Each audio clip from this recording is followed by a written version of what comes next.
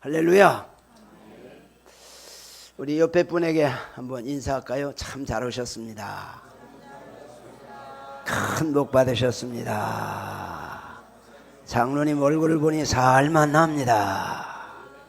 예, 오늘도 살만 나는 은혜가 있기를 축복합니다. 우리가 늘 살아가면서 늘 이런 일 저런 일 많은 일을 겪고 살아갑니다. 또 개인적으로나 국가적으로나 세계사적으로나 늘 많은 것을 보고 들으면서 살아가고 있습니다. 한평생 살면서 하나님이 주 부름 받을 때까지는 내가 원하든 원치 않든 개인적으로나 가정적으로나 국가적으로나 세계사적으로나 그걸 보고 느끼고 나름대로 생각하면서 살아갑니다. 이런 일 저런 일 다 중요합니다. 육신이 살아있으니 육신의 일이 참 중요하지요. 그러나 육신의 일보다 더 중요한 것이 뭘까요?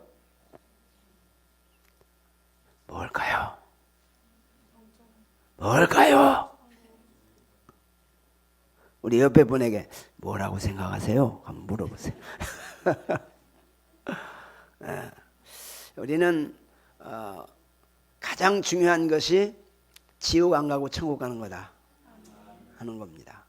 왜 그럴까요? 지옥은 영원히 뜨거운 불구덩이에서 고통만 느끼면서 영원히 살기 때문입니다. 그러나 천국 가면 영생 복락을 누리면서 하나님과 함께 천사들과 함께 찬송하고 춤추고 주님과 함께 행복을 누리며 살아가는 곳이 천국입니다. 그래 우리는 다 천국 가셔야죠. 우리를 천국 보내시려고 하나님께서 자기 아들을 십자가에 죽였습니다. 그래서 우리 모두의 죄를 대신 죽게 하고 죄 사함을 받아서 천국 가는 길을 열어주셨습니다. 그래서 우리가 이 교회가 세워진 목적이 뭡니까? 지옥 갈 사람들을 천국으로 인도하라고 세워주셨습니다. 그래서 교회에 오면 늘 복음을 듣습니다. 무슨 복음이요? 천국 가는 복음. 천국도 가야 되지만 천국 가기 전에 무엇도 필요하죠?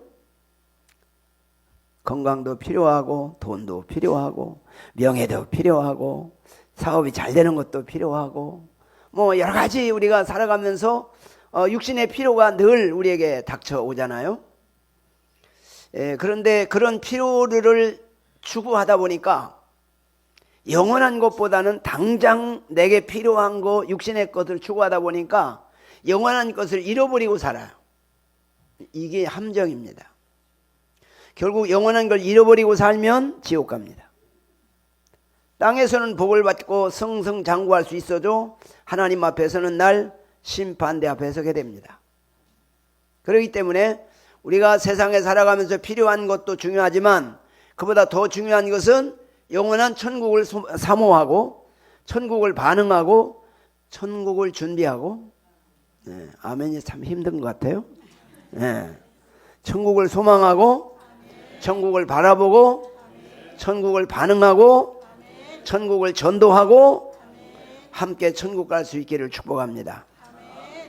천국 가려면 중요한 게 뭐냐? 복음을 알아야 한다는 복음. 천국 그냥 아무렇게나 가는 게 아니고 천국 가는 길이 있다는 거죠.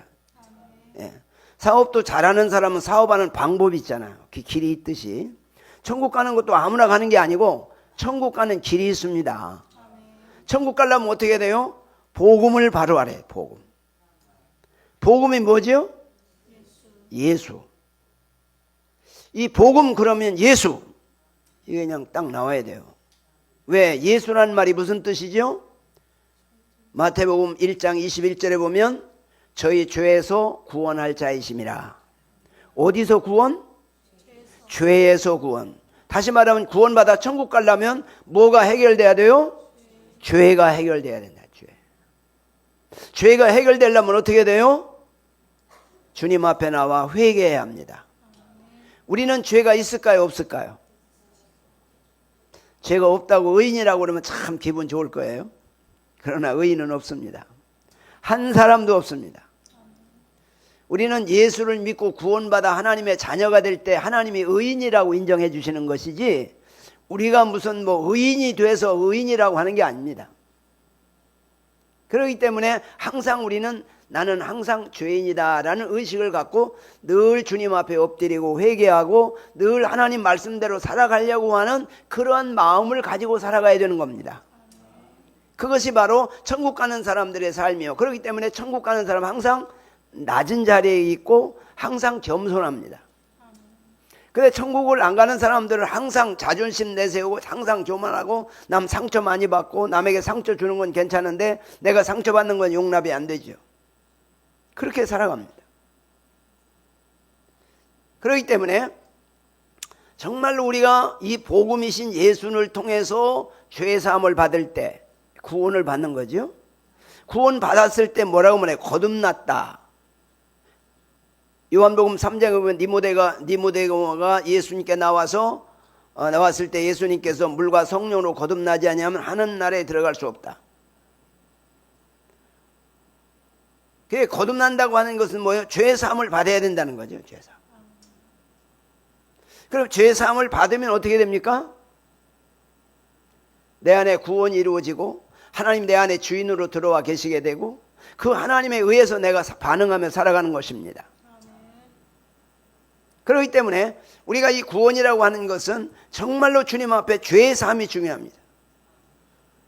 그런데 죄에 대해서 말하는 사람도 없고 죄에 대해서 들을 기회도 없어요. 그러니까 전혀 회개 없이 교회 생활 잘해서 교회 중직자가 되고 혹은 목회자도 될 수 있습니다. 자기 하는 일은 잘할 수 있습니다. 교회 생활 정말로 존경받게 할 수 있습니다. 그런데 천국은 못 갑니다. 우리가 이 교회 안에서 우리가 사회생활에서 존경받고 인정받는 것도 중요합니다.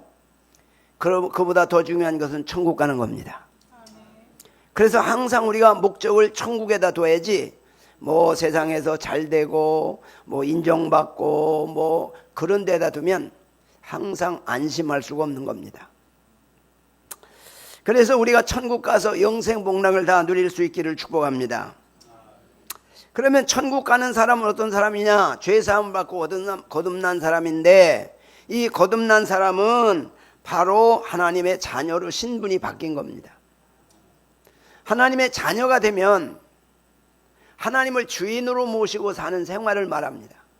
하나님이 내 안에 주인으로 들어와 있을 때 하나님의 자녀가 되는 거예요. 그게 거듭난 거예요. 그런데 하나님이 주인으로 들어와 있지 않고 내가 주인 돼서 나를 위해 삽니다. 그러면 나를 위해 살면 그게 똑똑해 보이고 그게 성공적인 길인 것 같지만 하나님 앞에는 불법이 됩니다. 왜 그럴까요? 하나님이 이 세상을 창조하고 우리의 생명을 주셨는데 우리는 하나님을 위해 사는 게 당연한 거고 하나님을 주인으로 모시는 게 당연한 겁니다. 그런데 아담과 하와가 선악과를 먹음으로 말미암아 에덴 동산에 쫓겨났습니다. 하나님을 주인으로 섬길 때는 에덴에서 살았지만 자기가 주인 되었을 때는 에덴 동산에 쫓겨납니다. 하나님의 축복에 쫓겨납니다. 다시 말하면 천국은 누가 가느냐? 물과 성령으로 거듭나서 하나님이 주인 된 사람이 천국 갑니다. 내가 나를 위해서 살고 나를 위해 열심히 봉사하고 나를 위해 축복받고 나를 위해서 뭔가 해서 알아주고 뭔가 유명하게 되고 뭔가 나를 위해 살면 그게 바로 뭐냐? 지옥 가는 사람의 결과입니다. 사람에게는 인정받을 수 있습니다. 그러나 하나님 앞에는 인정되지 않습니다. 하나님 앞에 가장 큰 죄가 뭐예요? 하나님을 주인으로 섬기지 않는 죄입니다.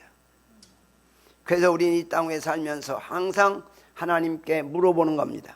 따라합시다. 주여 말씀하옵소서. 종이 듣겠나이다. 늘 그렇게 사는 것입니다.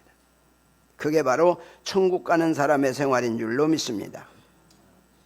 그래서 예수 그리스도를 주인으로 모시고 살아가는 사람은 늘 하나님 앞에 감사하며 살아가게 되고 늘 기도하며 살아가게 되고 늘 하나님을 섬기는 예배를 즐거워하고 예배로 하나님을 섬기며 이웃을 섬기며 살아가고 복음의 빚진 자로 나 같은 죄인 살리신 구속의 은총에 감사해서 하나님을 찬송하고 늘 감사하고 감격하는 마음으로 세상을 살아갑니다. 그러니까 마음에 뭐가 있어요? 천국이죠. 늘 감사가 나오니까. 그렇잖아요. 하나님의 주인 된 사람, 종의 자리로 내려간 사람, 거듭난 사람, 천국 가는 사람은 늘 감사하는 마음이 있어요. 이래도 감사하고 저래도 감사하고. 왜요? 내 주권이 아니고 다 하나님에 의해서 살고 있으니까. 그렇잖아요. 우리가 태어나고 싶어 태어난 사람이 있어요? 2024년 12월 15일 날 광성교회 가서 예배 드리기로 태어나기 전에 계약서 쓰고 나온 사람이 있어요? 아무도 없습니다. 다 모든 역사의 주권은 누구에게 있어요? 하나님에게 있습니다. 하나님에 의해서 오늘 우리가 여기서 예배드리고 하나님 앞에 말씀을 받는 것입니다. 이 모든 것이 하나님의 주권에 있으므로 늘 하나님께 감사하며 살아가는 것이죠. 그런데 사람은 가장 큰 죄가 뭐냐면 로마서 1장에서 말하는 원죄. 따라합시다. 원죄. 원죄는 뭘 말하는 거죠? 아담과 하와가 지은 죄를 원죄라고 해요. 그럼 아담과 하와가 지은 죄가 뭐지요? 선악과 따먹고 나서 뭐가 바뀌었어요? 자기가 주인으로 바뀌었어요. 창세기 2장 25절에 보면 아담과 하와가 벗었으나 부끄러워하지 아니하더라. 하나님을 주인으로 모시고 살 때는 전혀 부끄러움을 못 느꼈어요. 근데 선악과를 창세기 3장 6절에 선악과 따먹고 7절에 가서 뭐라고 말하냐면 벗었음으로 부끄러워하여 자기 몸을 가립니다. 이것은 뭘 말하는 거예요? 자기 중심으로 바뀐 거예요. 하나님을 주인으로 모시고 하나님 중심으로 살아야 되는데 내가 중심돼서 나를 위해 사는 사람으로 바뀌어버린 거예요. 그 순간 에덴동 쫓겨나 버립니다. 그러니까 우리가 천국 가는 어떤 사람이요? 하나님을 주인으로 모시고 사는 사람이 천국 갑니다. 내가 주인 돼서 나를 위해 사는 사람은 아무리 옳은 일을 했더라도 그것으로 천국 갈 수가 없습니다. 그래서 주인이 바뀌어야 한다는 거예요. 그래서 하나님을 주인으로 모시고 살다가 우리가 다 천국 갈 수 있기를 축복합니다. 그런데 로마서 1장에 보면 하나님을 알기는 아는데 하나님을 감사치도 아니하고 영화롭게도 하지 아니하고 썩어지지 아니하는 영원한 천국보다 썩어질 육신의 것을 더 사랑하고 그것을 쫓아 사는 사람에게는 하나님께서 죄를 져도 징계하거나 막지 아니하고 내버려 둔다는 게 방치 형벌이라고 그러는데 내버려 둔다는 거예요. 그냥 마음 놓고 그냥 죄를 짓고 그냥 끝없이 욕망 채우기 위해서 전혀 남은 죽여도 괜찮아. 자기는 죽으면 안 돼. 나를 위해서는 다 희생해야 돼. 금방 한 것도 안 했다고 그러면 돼. 상황에 따라서 거짓말하고 그리고도 대통령을 해보겠다는 거예요. 이게 뭐요? 타락된 인간의 본성이야. 아담과 하와의 원죄를 가지고 태어난 사람의 DNA를 가지고 태어났기 때문에 그래서 뭐래요? 의인은 없나니? 한 사람도 없다는 거예요. 하나님을 주인으로 모시고 살면 조그만한 것도 걸리면 아이고 내가 하나님 앞에 죄를 졌나. 그리고 자신을 돌아보게 되고 자신을 내려놓게 되는 거예요. 그런데 자기가 주인 되면 자기 욕망을 채우기 위해서는 무슨 짓도 다 해. 거기에다 속아 넘어가고 사람들을 속이고 금방 뽀록 날 것도 금방 거짓말하고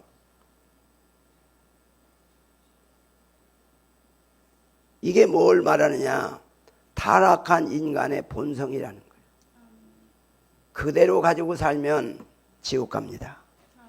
우리는 십자가 앞에 나가 회개하고 죄 사함 받고 하나님을 주인으로 모시고 살다가 천국 갈 수 있기를 축복합니다. 그래서 모든 사람들은 원죄를 가지고 있기 때문에 죄사함 받지 않고 거듭나지 아니하면 늘 죄성을 가지고 살아서 지옥 갈 짓을 하는 것입니다.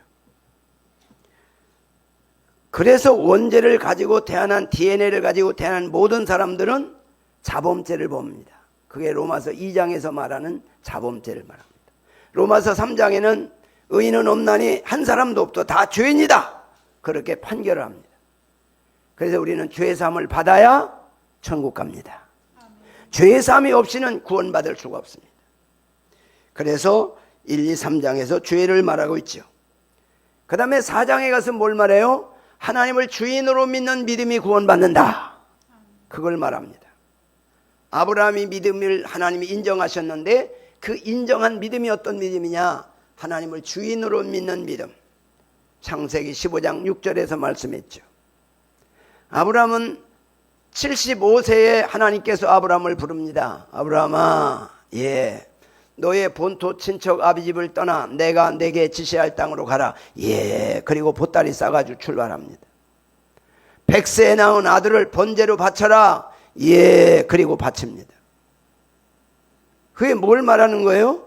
하나님을 주인으로 믿는 신앙 고백입니다. 내가 주인으로 살아가면 절대 안 되죠. 나이가 몇 살인데 내가 지금 어디를 갑니까? 아니 100세에 낳은 아들 그 이쁜 놈을 어떻게 번제로 잡아 죽여가지고 하나님 앞에 드립니까? 나 그거 못합니다. 차라리 나를 데려가시오. 아마 그랬을 겁니다. 그런데 하나님이 주인이기 때문에 주인의 말씀은 종으로서 무조건 복종하는 겁니다. 거기에 이유가 없습니다. 다시 말하면 오늘 우리가 하나님을 섬기는 하나님의 사람으로서 하나님의 말씀에 우리는 이유를 댈 수가 없습니다. 그냥 아멘하고 순종할 뿐입니다. 그게 신앙입니다. 그런데 이유를 붙이고 이렇게 저렇게 변명을 하고 그거 안 되는 겁니다. 그래서 늘 주님 앞에 나가 우리는 회개하고 주의 말씀대로 살아가야 할 줄로 믿습니다. 그 다음에 로마서 5장에서는 예수 그리스도를 믿는 믿음으로 구원받을 것을 말합니다. 예수 그리스도를 믿는 믿음은 어떤 믿음입니까? 아담 한 사람이 범죄함으로 말미암아 많은 사람이 죄인 된 것처럼 예수 한 사람이 속죄제물 되심으로 예수를 믿음으로 모든 사람이 죄에서 해방되고 의인 될 것을 말씀합니다. 그래서 예수를 통해서 죄에서 결국 구원을 받는다. 이렇게 말합니다. 우리는 예수님께서 나를 위해 십자가상의 속죄제물 되심으로 예수님 앞에 나가 회개하는 자가 죄 사함 받고 구원받아 천국 가게 될 줄로 믿습니다. 그 다음에 6장에서 뭐라고 말합니까? 예수님과 함께 세례를 받는 사람은 예수님과 함께 죽은 것이요, 예수님과 함께 십자가에 죽어 죄 사함 받은 사람은 예수의 부활과 함께 다시 연합된 자로서 살아나는 것이다. 그래서 예수를 통해서 구원받을 것을 말씀하고 있습니다. 자, 오늘 본문 한번 볼까요? 19절 보겠습니다. 우리 19절 한번 보겠습니다. 시작.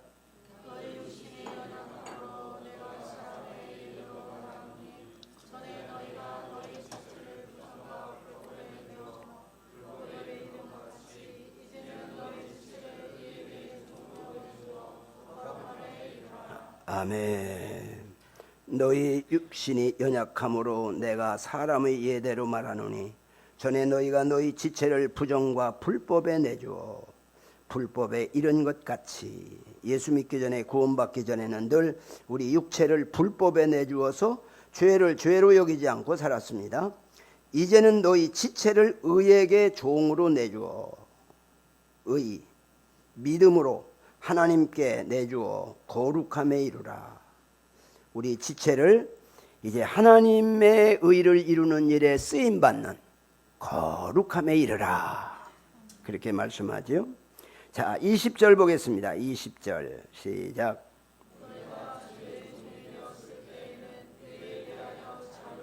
21절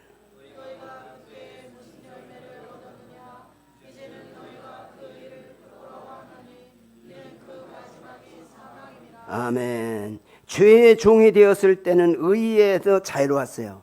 아주 불의에 이르면 죄에 이르면서도 죄의 종으로 살아가면서 당당하게 살고 잘난 척하고 아는 소리 많이 하고 뭐가 옳고 그러고 떠들고 자기 주장 내세우고 살았죠. 그런데 구원받고 보니까 의의 종이 되고 뒤돌아 보니까 그 일은 부끄러워하나니 그 마지막이 사망이라.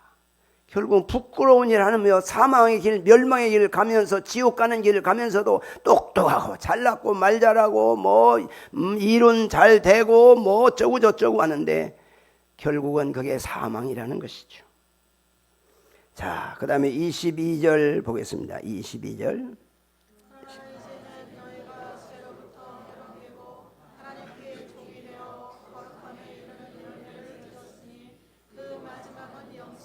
아멘. 죄로부터 해방되고 하나님께 종이 되어 거룩함에 이르는 열매를 맺었으니 그 마지막은 뭐라고요? 영생이라. 우리가 맺어야 될 열매가 뭘까요? 영생의 열매를 맺어야 합니다. 그렇죠? 저는 늘 그런 기도를 해요. 하나님, 우리 광성교회 나오는 사람들 한 사람도 지옥 간 사람 없게 해주세요. 다 정말 구원받고 의의 열매를 맺고 다 천국 가면 얼마나 좋겠어요. 그래서 제가 이렇게 와서 천국 복음을 전하는 것은 여러분들을 통해서 또 자녀들에게 이웃들에게 천국 복음을 전해서 여러분만 천국 가는 게 아니고 우리 주위에 있는 모든 사람들도 함께 천국 가는 역사가 있기를 축복합니다. 그래 늘 기도하지요. 그 다음에 23절 보겠습니다.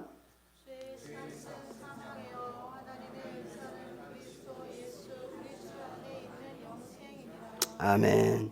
죄의 싹은 사망이요 하나님의 은사는 그리스도 예수 우리 주 안에 있는 영생이라. 바로 죄로 말미암아 사망, 지옥의 사망을 받죠. 그런데 예수를 믿음으로 말미암아 구원받으면 영생의 복을 받습니다. 이 얼마나 귀한 겁니까? 우리는 영생을 향해서 가는 사람들이죠. 안 그런가 봐요. 아멘이 안 나오는 거 보니까. 자, 우리는 영생을 바라보고 사는 사람들이죠. 네. 사실 영생이 아니라면 굳이 교회에 나올 필요 없죠. 그렇잖아요. 구원이 아니면 그렇잖아요. 마지막은 영생입니다. 다 천국 갈 수 있기를 축복합니다. 근데 우리가 거룩함의 열매를 맺었다 그렇게 말씀하는데 거룩함의 열매 마지막 궁극적은 뭐예요? 영생입니다. 천국이죠. 우리가 거룩함의 열매를 맺는다는 것은 여러 가지를 생각할 수 있어요. 특별히 우리 나라를 위해서 기도를 좀 많이 해야 될 것 같아요. 정말 나라가 앞으로 어떻게 될지 정말 어렵습니다. 우리가 간단하게 보면 이렇게 보면 됩니다. 우리나라가 이제 세워질 때 이승만 대통령을 통해서 자유민주주의 정치 체제를 선택해서 지금 70년 이상 왔잖아요. 그래서 우리가 참 세계가 부러워하는 나라가 됐습니다. 그런데 그때부터도 계속해서 이 자유민주 체제를 무너뜨리려고 하는 그런 세력들이 끊임없이 역사를 했는데 그 속에는 뭐죠? 공산화하는 겁니다. 사회주의, 전체주의를 앞세워서 공산화하는 게 목적입니다. 겉으로는 아주 민주주의, 자유를 주장하는데 속에는 다 움직이는 사람들이 공산화하려고 하는 겁니다. 미국도 그러더라고요. 미국도. 세계가 다 똑같은 것 같아요. 우리나라만 그런 게 아니라. 우리나라는 이제 북한이 있기 때문에 더 그렇습니다만은. 그래도 거의 1천만 가까운 실향민들이 북한에서 나와서 우리나라 살면서 기도를 많이 했습니다. 그분들은 24시간 릴레이로 기도하고 철야하고 금식하고 우리나라 공산에 대한, 왜냐하면 북한에서 공산주의에 시달려서 내려왔기 때문에 공산화되면 안 된다고는 절박함을 느끼면서 기도를 했거든요. 근데 그분들이 세상을 다 떠났어요. 이제 벌써 70년 이게 80년 되다 보니까 그분들이 거기다 세상을 떠났고, 그러면 이제 우리 여기 있는 사람들도 기독교인만이라도 공산화되지 안 믿는 사람은 공산화가 뭔지 잘 모르니까 우리 공산화되면 어떻게 돼요? 결국 신앙생활 잘 못합니다. 늘 우리가 기도하는 게 뭐예요? 전 민족이 복음화돼서 세계를 선교하는 민족이 되게 해달라고 늘 기도하잖아요. 근데 이제 결국 신앙생활을 못하게 만들죠. 우리가 지난 정권께서 코로나를 통해서 교회 다 문 닫게 했고 코로나를 통해서 예배 못 드리게 했잖아요. 저도 그때 전화가 왔어요. 예배 드리지 말라고. 내가 막 소리 질렀어요. 예배를 드리지 말라나? 아니 교회에 모이면 코로나가 발생하고 식당이나 극장 가면 코로나가 전혀 사라집니까? 다른 데는 다 활동하게 하고 이게 뭐죠? 근본적으로 교회를 싫어하는 겁니다. 왜냐하면 공산주의 해야 하면 교회가 걸림돌이 되기 때문에. 그렇게 겉으로는 민주주의 자유주의 하면서 속으로는 결과적으로 보면 교회를 박해하는 겁니다. 우리나라도 앞으로 신앙생활을 자유롭게 할 수 있을지 언제까지 할지는 모르겠습니다. 우리가 할 수 있는 일은 기도밖에 없습니다. 하나님이 우리를 도우셔서 사실 마음 놓고 예배 드릴 수 있다는 게 얼마나 감사해요. 그럼 만약에 감시를 받고 예배 못 드리게 하고 제재를 가하고 막 이런 식으로 자꾸 권력의 힘으로 그렇게 하면 결국 우리가 점점 위축될 수밖에 없어요. 코로나를 통해서 얼마나 많이 교회를 떠난 사람이 많습니까? 우리가 정말 우리가 신앙생활을 어떻게 하면 더 잘할 수 있을까? 편안하게 할 수 있을까? 또 우리 자손들에게도 하나님 잘 섬겨야 복을 받고 하나님께 영광을 돌릴 수 있는데 우리나라가 하나님을 복음이 들어옴으로 이만치 복을 받았는데 북한이 저렇게 교회를 무너뜨리고 정말로 저렇게 하면서 세계에서 가장 불행한 나라가 됐는데 그 공산주의 체제를 지금도 선호하는 사람들이 있으니 이해할 수 없는 일이라.